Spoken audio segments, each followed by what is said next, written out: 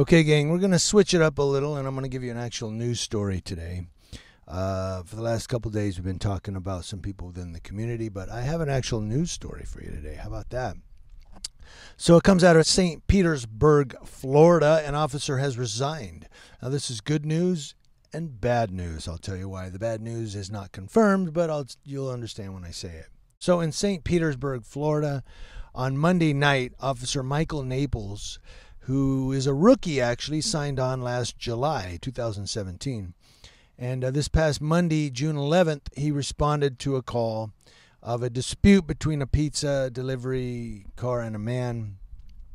The man, known as Daniels, was cited for criminal mischief, and then an interaction took place between him and Officer Michael Naples. Now, I will post a link to the news story in the description box below. If you click that link, you can get the news story for yourself. You can read it. There's a video in there. I've clicked the link a couple of times and I get different videos, but they're both from ABC News. So ABC News reported on it. And but during the interaction, apparently Michael Naples was quoted as saying, well, first of all, Daniels, was quoted as saying, well, you're just railroading me.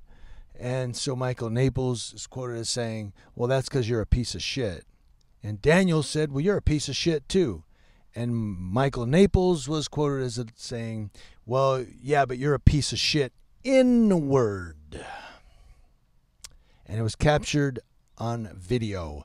So Tuesday, the day after this exchange, Michael Naples resigned from the St. Petersburg, Florida Police Department. Now, the good news is that this asshat for a cop is gone from St. Petersburg, Florida Police Department. He is no longer a police officer with that department. That's the good news, that this asshat is gone. The bad news, which is unconfirmed, it's like this. The bad news is that he resigned.